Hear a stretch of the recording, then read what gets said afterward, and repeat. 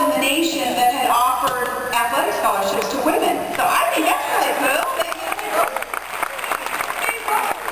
Marielle Straits and his former husband, high school point guard. I love ODU for that. And speaking of girls basketball, I got to travel here with my entourage from Alaska.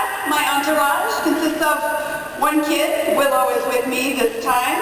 And we got here in Virginia and kind of melted. It is so beautiful and warm. It was 47 degrees when we left the other night. And here, you know, I'm thinking, I don't even know what I'm going to wear. I was just roasted. I couldn't wear the blazer and everything else.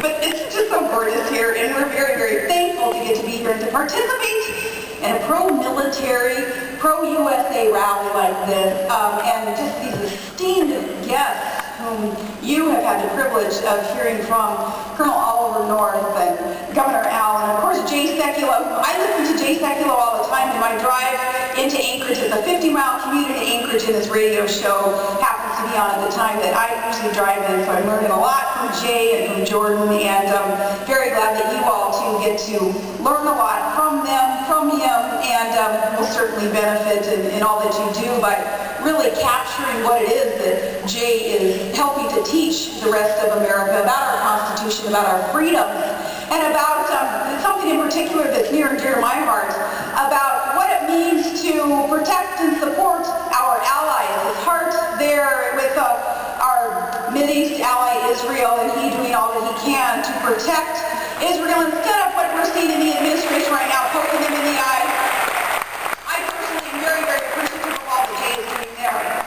It is such an honor for me to be here right near the world's largest naval base, the home of the world's strongest and finest Navy. Really.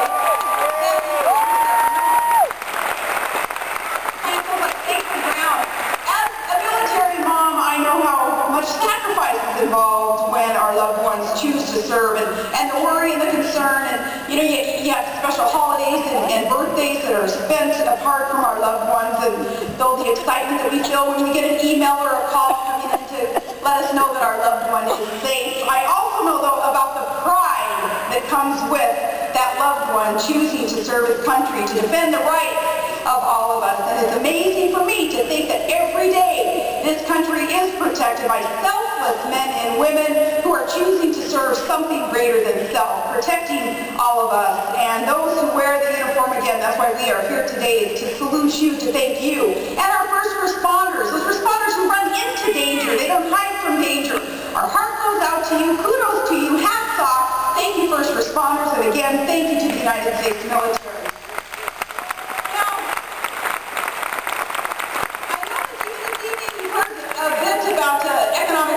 In the U.S., and I want to shift gears just a little bit and talk about some national security issues. But our national security issues do have a lot to do with the economic crisis, if you will, in America. Our economic crisis is caused because there's no common sense in Washington, D.C., and they're spending us into oblivion, and it does affect our national security priorities. It takes a lot of resources to maintain the best fighting force in the world, especially at a time when we face financial uncertainty and this mountain of unsustainable debt that threatens our future. And that debt and these record deficits that we're seeing in these past few years especially, what it's resulting in, it's generational theft. What we're doing is stealing from our children the opportunities that they should be receiving too from this great nation. Instead, we're stealing from them as we're growing our debt.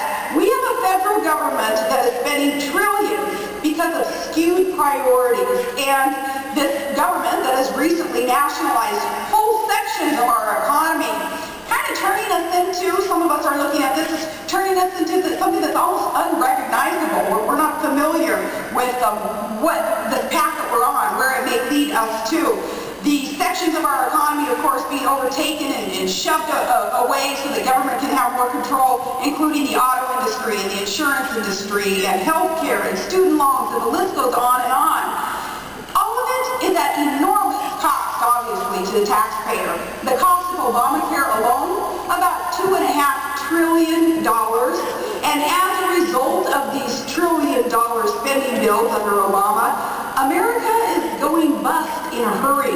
By 2020, we may reach debt levels of about $20 trillion, which is, double what we're seeing today. And it reminds me of a bumper sticker that a couple of folks had emailed me the other day. They had taken a picture of this guy's truck, and it said, "Please, don't tell Obama what comes after $1 trillion.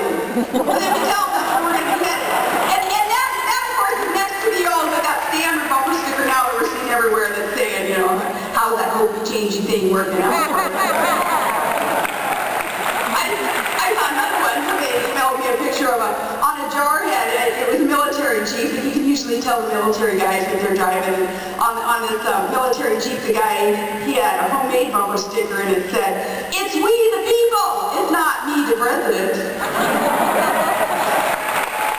I think those sentiments, though, are really this manifestation of this desire that so many, I have to believe it's the vast majority of Americans, or so many of us, desire to see something to be done urgently to stop the out-of-control Obama, Reid, Pelosi spending machine. And no government agency really should be immune from budget scrutiny. But we must make sure that we do nothing to undermine the effectiveness of our United States military when we're talking about the budget cuts that we need.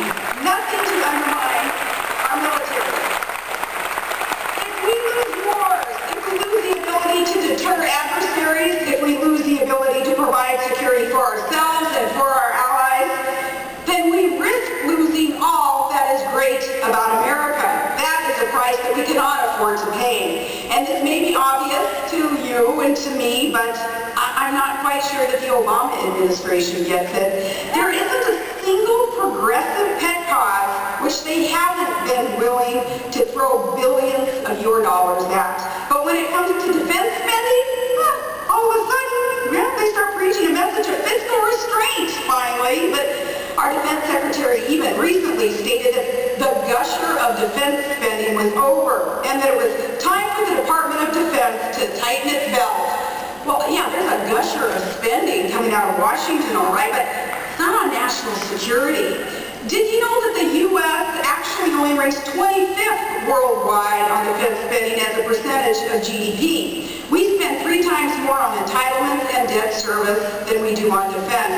When you have people who are supported by Barack Obama, like Barney Frank, who says that we should cut the military by 25%, and to think that he actually gets elected and he's representing voices there, it amazes me that there are people who can support an idea like that to cut our military 25%. Now, there is nothing wrong, though, with preaching fiscal conservatism. I want it preached. I want it lived out. I want the federal government to balance its budget now. Not the Washington way, though, not where they're going to raise your taxes just to pay for their irresponsible spending increases and their habits. I want it done the American way. I want to cut spending and reduce the size of government and let people keep more of what they earn. Our businesses keep more of what you're earning. So you can be investing in your own small businesses and hire more people. That's just common sense. That's how we get the economy roaring back to life. But the Obama administration does not practice what it preaches. This is an administration that won't even produce a budget this go around for fear that we discover how reckless that they've been as fiscal managers. And at the same time, it threatens to veto a defense bill because of an extra jet engine. This administration may be willing to cut defense spending, but it's increasing, obviously. It's increasing spending everywhere else. And I think we should do it the opposite, the other way around. Cut spending in every single department apart from defense. No cutting corners on national security. That's the federal government's first and foremost job. To pay attention to address national security. Secretary Gates recently spoke about the future of the U.S. Navy. He said we have to ask whether the nation can really afford a Navy that relies on $3 to $6 billion destroyers, $7 billion subs, $11 billion carriers. He went on to ask, do we really need all these carrier strike groups for another 30 years when no other country has more than one?